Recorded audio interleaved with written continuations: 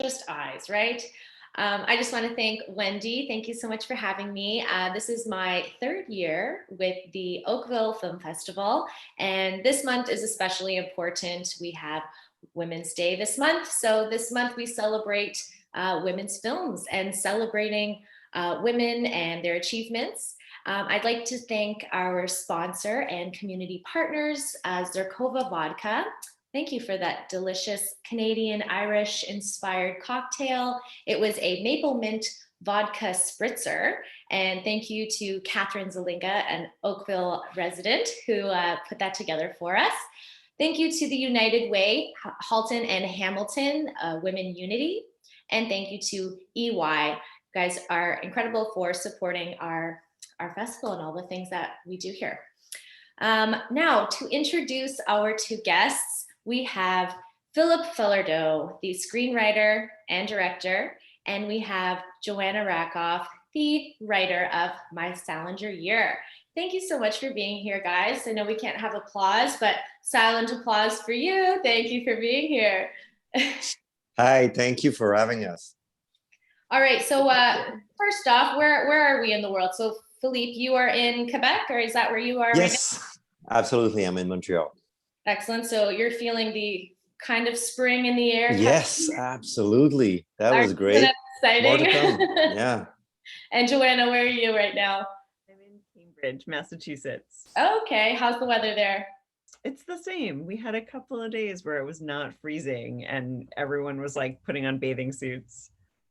It's exciting. We get like a little bit of warm weather and we're like, it's summer. We're here. We're ready. Yeah, exactly. I'd also like to thank Sydney May for her performance, a beautiful Calgary resident. She's a Canadian songwriter, storyteller, an amazing performance, and it was a wonderful addition to tonight. Now I think we can just get started. I think we'd love to hear the birth story of how this came together. Joanna, we learned a bit about your journey, and probably some things were exactly the same, some might have been changed, but I want to know how you two got together. Philippe, how did you meet Joanna and how did this come to you? I met Joanna through reading her book, and it's funny because everybody asks me about how it was to meet Sigourney Weaver, but I was more nervous actually speaking to Joanna the first time because you spend, a couple of days with someone because you're reading her memoirs and you become part of her life, or you have access to real intimate stuff. And then, so I was moved obviously by the book, and I could relate to a lot of things that happened to her when she was in her early 20s. But reaching out to her, preparing my pitch, and making sure that she would respond to it, that she would say yes for the adaptation, I was quite nervous. And because you're meeting someone and you know a lot about her and she doesn't know anything about you, that made me kind of starstruck in a way, more than meeting Sigourney Weaver. Well, I mean, trying to interpret someone's words and bring it to life, that is a huge responsibility. And I'm sure you didn't take it lightly. Now, Joanna, it coming to you, did you have those same feelings of fear? Like, is he going to butcher my work? Is he going to, translate it into a beautiful visual masterpiece? Tell us about that, how that came to you. No, I wasn't nervous. I think I had sort of a little bit been around the block with film adaptations of this book before. It had originally been optioned just based on the proposal for the book. So for people who are not familiar with publishing out there, the way, most novels are sold based on the whole novel. Like very occasionally a super famous writer will sell a novel based on just what's called a partial, like a piece of the manuscript. But most nonfiction books, almost all nonfiction books, including memoirs, are sold in a proposal, which can take many forms. And mine was basically like a 25 page essay that was kind of like a compressed version of the book, My Salinger Year. It kind of told the whole story. It was a bit of an overview and also gave a feel for the style of it. So when that proposal was sold, there was a whole bunch of interest from producers and also actors wanting to play, most really just me, just female actors wanting to play the me role. And so I did a whole round of talking to people and eventually settled on a team to make the film. And then it didn't exactly fall through, but there were just a lot of problems. So by the time that option lapsed and the book was already out, I had done a whole round of talking to people and hearing all sorts of crazy ideas, like producers who were like, what if she falls in love with the boy from Winston-Salem and she moves to North Carolina and marries him, or like, what if he comes to New York and finds her and they fall in love and she represents him and she's his agent? And like, just there was so much that was so crazy.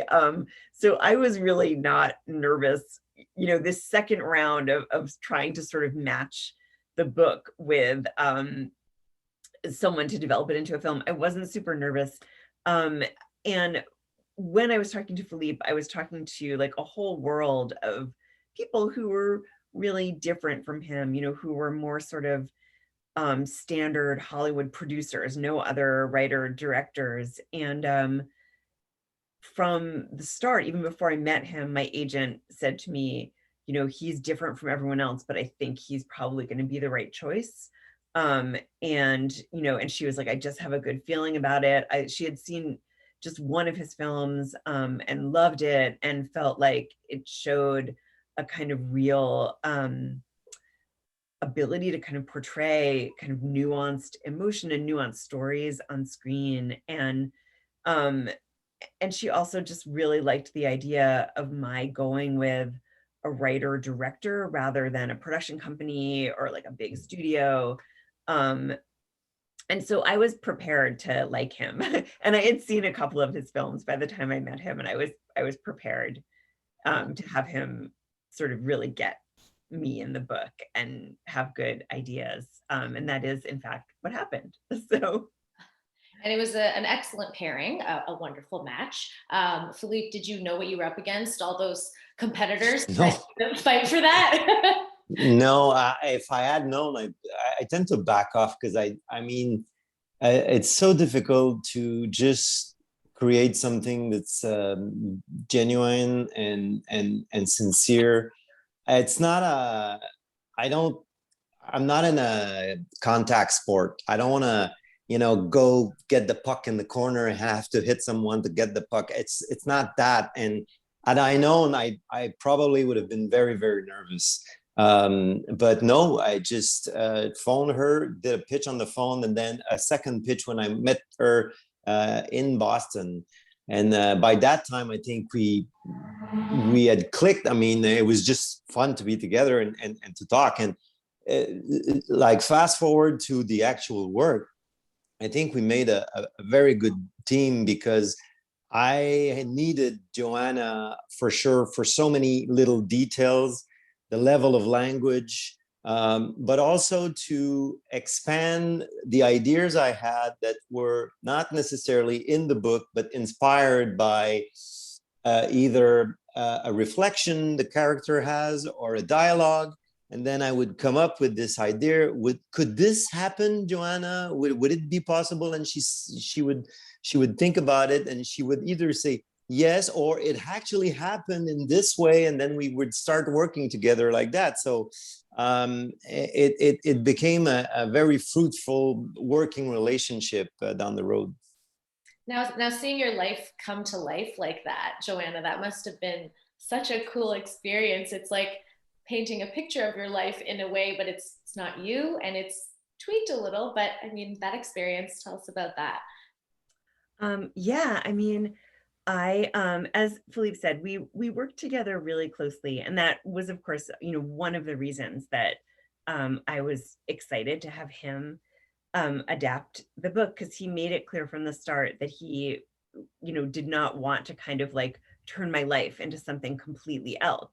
That he needed to open the book up, in order to make it cinematic, which I understood from the start.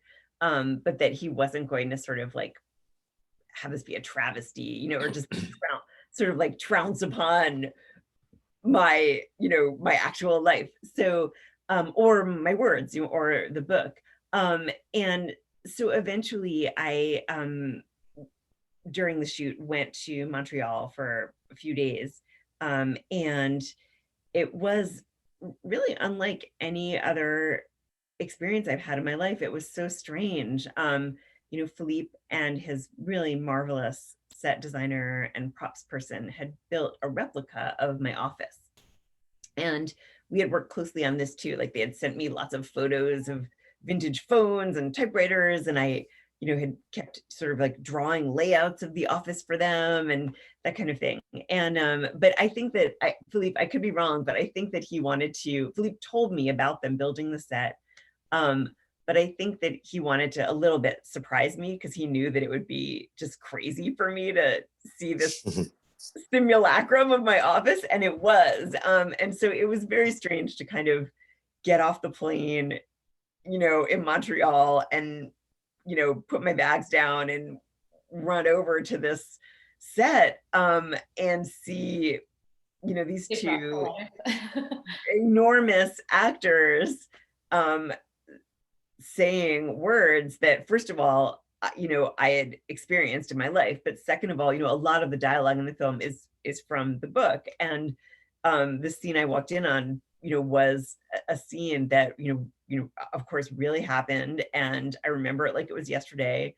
And it was very strange and overwhelming to see Margaret and Sigourney saying these words that, you know, I don't know, when did I write this book? In 2012, like, you know, 9 years ago, I wrote these words and there they were saying them. It was very, very strange. That's so incredible. I mean, did you work one-on-one with Margaret, like playing you? Did you offer any mannerisms maybe that you do, or? You know, that's an interesting question. So I did not know what to expect. So I'll back up here and say that a good friend of mine is the writer Cheryl Strayed, who you know, who wrote Wild, of course. And so that book was adapted for film by, you know, Reese Witherspoon's production company. And Cheryl worked on the script in a similar way to me. Like she didn't write the script, but she worked closely with the writer. And so anyway, so I sort of had heard a bunch from her about her experiences, and Reese Witherspoon, who plays her, you know, had consulted Cheryl a ton. And I don't know if she was actually trying to imitate Cheryl, but she definitely wanted a lot of input from her and, you know, wanted to like see old pictures and all sorts of stuff. And I thought I might hear from Margaret, but I didn't.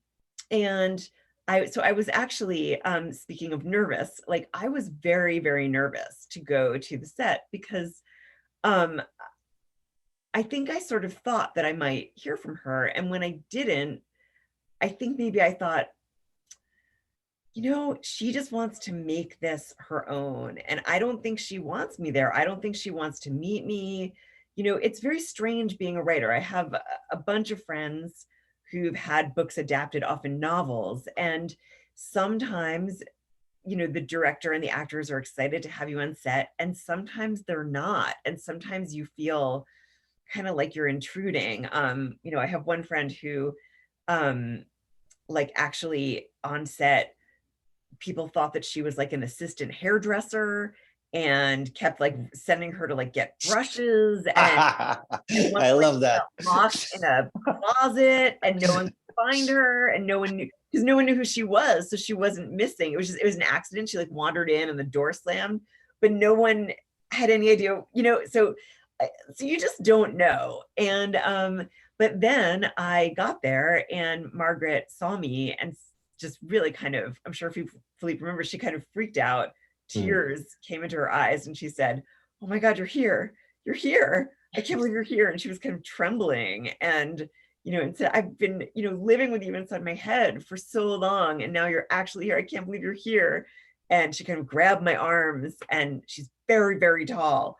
And then she hugged me. And so I realized a bit, so on the set, we got to know each other quite well. And I love her. And we stayed in touch afterwards. We text back and forth. I adore her. And what I realized was that, first of all, she's a very private, kind of shy, almost introverted person, Yeah. like a lot of actors, right? But also, she had pretty recently played Anne Reinking in Fosse Verdon. And, that was a sort of true biopic. And Anne Reinking was someone who was really important to her. And, because Margaret had been a dancer.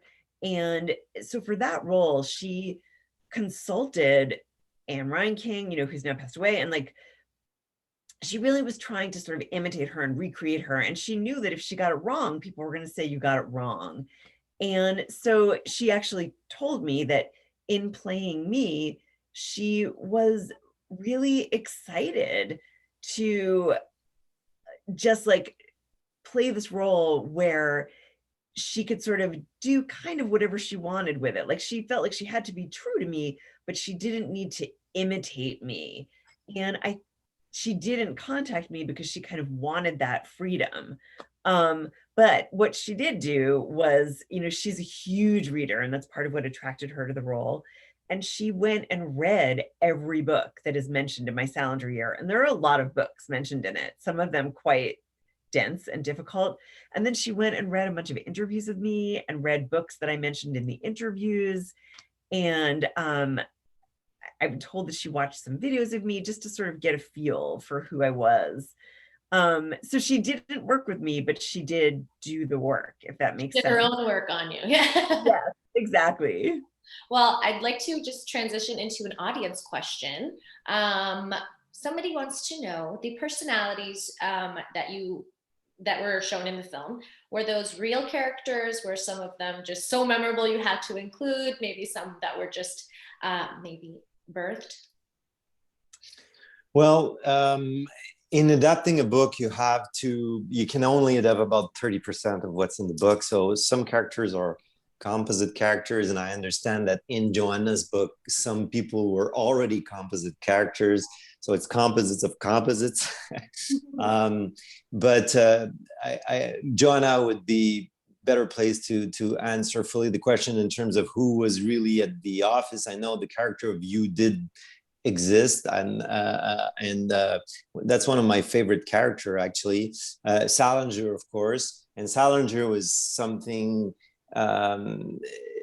very difficult to put in the film, because I knew that because of his aura and his importance in American literature, that you always the danger of him cannibalizing the whole film was there. So I needed to find a way to show him, but not show him too much, and also the fan letters. They're based, most of them are, especially the most important one, is based on a real fan letter, The Boy from Winston-Salem. But the idea of like bringing them to life, because I knew it would be very boring after a while to just hear Joanna reading these letters out loud or in the voiceover. So very soon in the process, I thought, okay, they have to come alive. They have to be real people, but at the same time, not real people, because we never really meet them.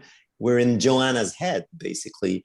So it was a way for me to do both, to talk about these fans, but also get into Joanna's imagination. And so these characters are totally fiction, but based on actual letters. Yeah, and I'll just answer quickly. The staff of the office that you meet, so the character called Hugh, my boss, who's called Margaret in the film, which is a pseudonym. There's a character played by Yannick Truesdale called Max, an agent, the receptionist Pam, and then also the character known as Jenny, who's my best friend. Those are not composites. Those are the names have been changed, but those are based on real characters. And the character Don, the boyfriend, real, and the hilarious Polish real estate agent, also real. But I think what we did in adapting the film was primarily eliminate characters because, you know, there just were too many. Like you can have a ton of characters in a book. So in the book, you know, there are way more people in the office who you meet, but it just didn't make sense to have them in the film. Thank you. Well, being the theme of today, Women's Day, and film, women in film, you know, are you honored? I'm sure you're honored that we chose this film, and you know, you are a role model for young women who are entering different industries that are maybe male dominated, but I mean, we're in a time where things are changing so much, and I think this film just does such an incredible job at honoring women. Maybe Philippe, you'd like to answer that, and how women have their role in the workplace and the transition and where we are now. Yeah, well, this is very important to me because a few years back, I began looking back on my work and thinking, okay, I've told a lot of stories from the point of view of male characters because that's the world I know. I thought I would really want to shift the paradigm and tell a story from the point of view of a woman, but I was not feeling comfortable writing the script myself from scratch, from nothing. I do that for my own personal films, but so in a way, I was kind of looking for a material I could use to start with, and this is pretty much the time when I bought Joanna's book, but I don't think I could have written an original screenplay. Now, I've always in my work, if you look at all my films, I always have characters that are not from my community or are either like I have a film with Algerian refugee, a film with like a South Sudanese refugee. I have a film where the main character is Belgian. I have a comedy where one of the main characters is from Haiti. So I'm naturally inclined to meet the other in my film, and this process was pretty much the same, but there's a way to do that. So my DP was a woman, the director of photography, Sarah Mishara, who did an exceptional job, the production designer, one of my producer, the film editor, and this was the plan from the start, that I was like surrounded by women who would make sure that I'm not making any faux pas. That the last thing I wanted to do was to project male ideals and fantasy in a woman's perspective. And what I liked also about the subject of the film, because we haven't really touched on that, it's that it's really, for me, a film about women's ambition and how it is okay to realize them and to voice them, because not so long ago, it's still today, but less, I don't think ambition is being voiced the same way if you're a woman or a guy. And just look at this story where both of them wants the boyfriend and Joanna, they both want to become writers. So what does he do? He stays in cafe all day and he lives the bohemian life and he writes. But the girl, she like this sense of responsibility that she needs a job, that she needs to pay the rent, and she will be, yeah. And there's a beautiful voiceover where she says we were 100,000s, maybe, all of us girls working at literary agency or publishing houses and fetching coffees, and guys wouldn't do that if they wanted to become writers. So there's a double standard there that I wanted to show that I think is disappearing and more, but it's still there. I'm sure you had some maybe disheartening and empathetic aha moments, and just witnessing maybe a role of a woman that you might not have thought about, but putting yourself in that position, it was an incredible job, and you really brought it to life. Thank you. Maybe you want to share what was your most fruitful or most enjoyable part that you were directing, and maybe the juiciest part for you that you loved? It's well, the dance scene is for me is really dear to me for many reasons, but because it's something that was inspired from the book, but that is not in the book, but it's a typical example of, I would never have written a scene like that in an original screenplay, because it's truly inspired from real little details. Someone who reads the book will never find anything close to that scene, but for me, it's really inspired by a lot of details in the book. And then it was ambitious in many ways. It took time and resources to prepare it. And at some point, we even thought that we had to scratch it because we were low on money, and this is one of the scene where you take it out and the story still holds up. But I felt instinctively that I needed that moment to kind of crystallize Joanna's epiphany about where she was in her sentimental life and her professional life. So working with a choreographer and knowing that Margaret Qualley is such an amazing dancer, I think it was the highlight of my shoot for sure. Yeah, that was a beautiful addition. I love that transition into the end. We have another comment from a guest, Catherine Valinga. She says, "We thoroughly enjoyed your beautiful film and Joanna, your story. The lighting and cinematography was extraordinary and every scene truly memorable, like a photograph in motion. As a director, how do you balance the look and performance?" That's a good question. I think the look always have to be subordinated to what you are talking about and to the actor's performance, and not the other way around, unless you want to do a pure artistic object, which was not my case. So in trying to craft the aesthetic of the film, I think you always have to remember why you place the camera that way and why you use a certain lighting. For me and Sarah, it was always about getting into Joanna's head. If you look at the first half of the movie, you are in front of a character who doesn't say much. She observes a lot. So, and one of the note I got back when people were reading the various versions of the script was, she's too passive. She's too passive. And I thought, no, she's not passive.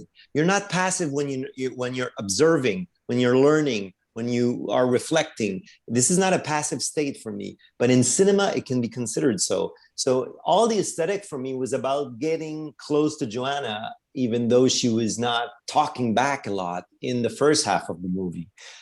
So that's why I say, when you think about how to shoot, you need to know why you shoot this way and not just say, oh, this is a great looking shot. I think making great looking shots is pretty easy. Making great looking shots that are pertinent to the story you're telling is not quite easy. And, every scene had different emotions and feelings, and even down to the music, it really just carried you through with all the feelings and emotions that you intended to feel. We've got another, thank you, Catherine, for that question. That was great. Another audience question. Joanna, what is your favorite scene in the film? And is it the same scene that was your favorite in the book? That's such a great question. It's hard to say. A funny thing is that a lot of my favorite scenes are scenes that are not in the book, and some are scenes that are completely fictional. So like one favorite scene of mine is the scene where Joanna, to talk about myself weirdly and awkwardly in the third person, where Joanna is invited into lunch and meets Rachel Cusk. And so that is a scene that is based on something that really did happen to me, and with a different writer, where I ended up having dinner with her, and she was actually much less kind to me than Rachel Cusk is in the movie, but we couldn't get her permission to portray her in the film, so we ended up changing the scene, and it is a scene that Philippe and I worked on together to sort of figure out, what is the heart of this scene, like what is Joanna learning here, what is happening to her emotionally and intellectually, And Rachel Cusk is really one of my favorite writers and was one of my favorite writers that year. And it just was really, really fun to write it and to see it portrayed on screen. I watched it being shot and I was crying, actually. And another favorite scene is a scene that, you know, came fully from Philippe that did not happen, which is the scene in which Joanna goes to Margaret's apartment and brings her flowers and soup. And that was actually my boss's favorite soup, the mushroom barley from Manja. I think that, I mean, I love that scene just for so many reasons, but partly because Sigourney is so sort of raw in it and just wonderful. And I think that that's a Sigourney Weaver that we've not seen before in any film. And I just find it so moving and just so wonderful. But also the thing is that what happens in the film with the Margaret, the character, Sigourney's character's lover killing himself essentially, you know, in front of her, a room away from her, that really did happen. And she really, my boss really was out of the office for quite some time and, you know, destroyed, as you would imagine, by this, though she recovered. And I thought about going to her apartment, and I know I told Philippe this, I knew where she lived.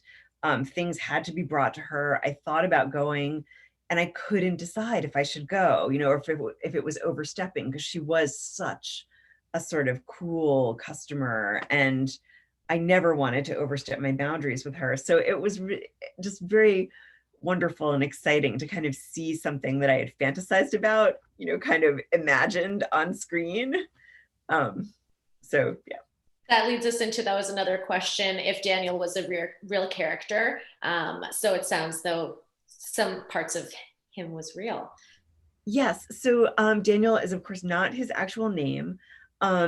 There was a Daniel who, and he was one of the characters who it was most important to change his name because of what happened with his life, you know, and his family, you know, there being like taboos around suicide and depression that his family held on to, you know, because of sort of being, you know, in a way that we don't really have these kind of sort of, there's no stigma. I mean, there is a stigma, but there's not as much as there was in say the 60s and 70s. So his family really wanted this all kept quiet.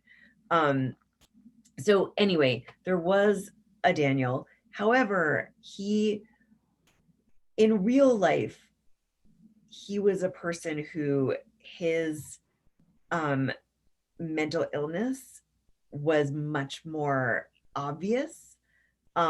He was not as kind of like charming and dapper as the Daniel in the film. And he did not hang out in my boss's office. You know, he, I think, definitely had like some kind of social phobias. And in real life, he had not been a writer, but he had actually been an actor, like a pretty successful actor. And then he kind of had a breakdown and never recovered from it. This is a good example, actually, of the process of adapting a book. Is that we knew that Daniel's suicide and what it would do to the character of Margaret was important, but the audience needs to feel something about that event. So it's not just you know, something that comes out of the blue. And so that's why I propose to have Daniel hang out in the office sometimes and have him at the very beginning when she's being interviewed by Margaret, to have him there and be this actually character who's the only one at first who smiles to her and says welcome to her, because I don't think the boss says welcome to her. It's Daniel.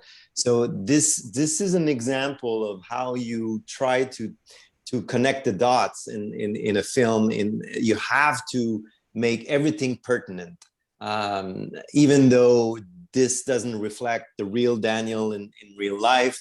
It was, if we were going to hope for the scene at Margaret's apartment to be moving and relevant, then we have to start building that from the beginning with the presence of Daniel, even though it's a very small presence, but Colum is such a great actor that you don't need a lot from him. You get a lot, and he's also there at the restaurant, of course. That was very important. Yeah, and I just will add that, you know, in a memoir or a novel, of course, you have the narrator telling you things Yeah. as you go along. So you have me, you know, saying, you know, in My Salinger Year saying, I kept hearing her talk. In the book, he's called Ben. Like, I kept hearing her talk about this person, and, you know, I wasn't sure who he was, you know, and you kind of see these glimmers of it, but that won't fly in film. You have to really see the character for his death to have an impact and have to kind of weave him into the actual storyline. Well, you guys did an excellent job conveying words into emotions. Speaking of emotions, there was one line that I just absolutely loved. Joanna, you were on the dictaphone and you're saying, if you can't reveal your emotions to the world, then what do you do with them? I feel like I'm crying all the time. And I think that speaks worlds to anyone who's suffering and maybe doesn't have an outlet, and the importance of having an outlet, even if it's a friend, a neighbor. And, you know, this is to everyone watching today. If you have that outlet, or if you have something that you need to share, it is no good inside, get it out, get a friend. And maybe if you haven't talked to someone in a while, check in on them. That's always helpful. But maybe you guys want to talk about that impact. And was that a real line? Was that, Joanna, was that you? Yeah, it was a real line, but for me, it's about that typo mistake in the Boys from Winston-Salem letter, quiet, emotional. And I thought it was so beautiful. I even thought at one point of naming the film Quiet Emotional. I could relate to that as a guy who doesn't, you know, a lot of guys, we don't voice. I'm better at it now that I'm 53, but you know, voicing our emotions, and instead of like keeping it all to ourselves. And I could definitely identify to that quiet emotional thing. And then we get that letter that she's dictating with the dictaphone. Well, that was pretty much taken out of Joanna's book, if I remember correctly. Yeah, Alita, that part is directly from the book. And, you know, the plot line, that plot line is really the same as it is in the book, as in this, you know, boy writes a letter. In the film, we've changed it to have him write multiple letters so that we could have it be a continuous plot line. But in real life, he did write this long, really engaging, wonderful letter, kind of a little bit in the voice of Holden Caulfield. I still have the letter. It's in my nightstand right now. I stole it from my office. And I, in the book, you know, I basically, through a through line in the book is that I don't know how to respond to him. I don't think that I can send him a form letter, but whereas the other people to whom I respond all kind of have, you know, specific things that they want Salinger to address. And so I can say to them, you know, here's what you should do about this, or, you know, yes, you can name your literary magazine that, or that kind of thing. I feel like I understand how to channel Salinger's voice, and I can tell them what I think he would say to them, even though I really knew nothing about Salinger and it was absurd. But with this boy, he was really expressing this kind of existential anxiety and fear, and this kind of like despair and living in a broken world. And I, you know, I wasn't sure for a long time why I was so touched by the letter, but I eventually realized that it was because, you know, I really identified with him, and I also didn't know how to write back. So in the book, which maybe you'll read, in the book, that letter that she dictates into the phone is just kind of me thinking that, like I say, what would I say to him? And then I compose like a kind of fake letter, which is what she reads. Thank you. I guess we can move on to our last question. You know, being Women's Day month, what advice do you have for specifically women, and maybe anyone who's just feeling a little different or a little out of place, or maybe a fish out of water, and maybe what got you through your journey? Is that for me or for Philippe? That is definitely for you. Okay. The question was for Philippe, so I just no. Okay. I guess, I mean, I feel like what is conveyed in the film, and I've been getting a pretty large amount of mail about this and comments on social media, is that you really have to, in life, kind of like listen to your calling. You have to kind of do the thing that you sense you're meant to do. And that could be anything for anyone. It could mean like that you feel called on to be a spin instructor, because that's the thing you love.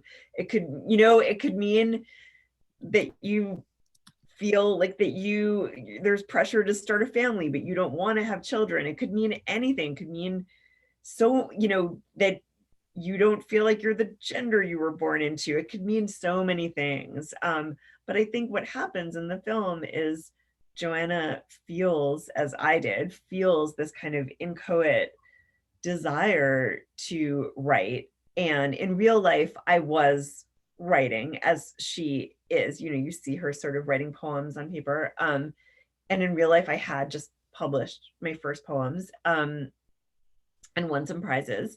But there was no pathway for me. I wasn't born into a bohemian family or a family in which anyone was an artist, and I just didn't know how to go about it. And the job at the agency sort of showed me that path, showed me that it was possible to make a living as a writer, not as a poet, obviously, but as a writer, and that I could find a way to sort of carve out a life for myself. So I guess what I would say, particularly to women, because the other thing that happens in the film is that Joanna, sees these models for how she could live her life. And one is her boss, who's chosen a kind of unconventional domestic partnership and is kind of married to her job. And then the other is her friend Jenny, who's leaving behind her career to follow her fiance to Cleveland. And so she, as was I at the time, is like, what are the options for me? What is like the middle path? Like, you sort of grow up, I think, with this idea that you can kind of, in quotes, have it all. And I think she's trying to figure out, how do I just have some of it? Like, how do I go for the thing that is most important to me, rather than taking the kind of easy path, like the more traveled path. Like if I had stayed on and become an agent, my parents would have thought it was great. And like everyone would have been like, yeah, you're so successful. But I knew that that wasn't the right path for me. So I guess that is my sort of cheesy advice, is to kind of do the thing that you really feel compelled to do. And that doesn't mean necessarily quitting your job and being destitute. I'm not telling anyone to do that. I just mean like find the path that's going to lead you there. And that's so important with representation. I mean, you had a role model to kind of look up to and guide yourself, but imagine in a different time that it was all, all men. That was it would have been a different journey. So at least you had some representation, and it's growing. And, having a female vice president in the United States already so amazing. So we're seeing it more and more. Philippe, just maybe you can offer some advice for some upcoming filmmakers. That's a pretty starting out large question. I think it goes back to what Joanna said. In a way, you can't. I mean, the possibilities are numerous, but at a certain age, when you're younger, you're kind of overwhelmed. And I myself was studying international relations when I was Joanna's age, and I thought I would be working in foreign affairs, and I think I would have probably succeeded But I myself wrote to a young filmmaker who had touched me with her short film. She was in Japan and she wrote back. And that was the starting point for me thinking about, okay, am I going in the right direction? I'd like to probably explore other things. And it was a gamble because I already had a job that it was a good paying job. I was doing my master's degree. In addition to that, I had a car. I was wearing a tie to work, and it was a good job. But having a good job and being at a good place, it doesn't necessarily mean that you're at the right place. So as for young filmmakers, I mean, the amount of films and product out there is overwhelming, and I think the people who will succeed in this business is the people who will come up with something very, very personal. It doesn't have to be spectacular. It has to be personal and singular.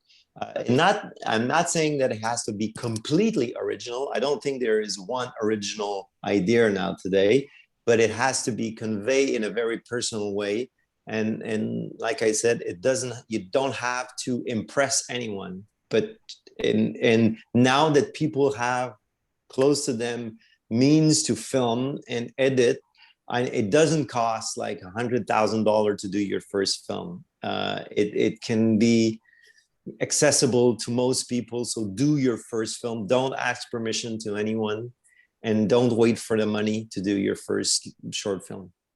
And you know what? It's not even about young, male, female. No.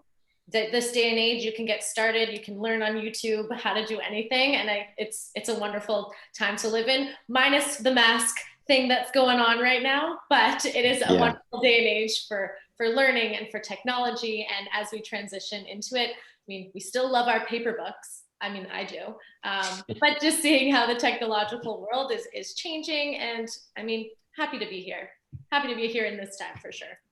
I think we'll just wrap it up here. I just want to thank Wendy. Thank you so much for setting this up. I want to thank Sydney May, our singer, who did an amazing performance. Check her out on Instagram. Thank you to Philippe Falardeau. Amazing, amazing work. And of course, Joanna, thank you so much for being here, Joanna Rakoff. Your story has inspired so much, has inspired so many people, and will continue to inspire. And I can't wait to read your book. Yes, please do. You'll love it. It's on my list. It's on my list for sure. Thank you again. And we're so happy to have you guys. Thank you. Thank you so much for having us. Thanks. Thanks, Bye. everyone. Good night. Have a good night, everyone. Don't forget to tune in next Friday.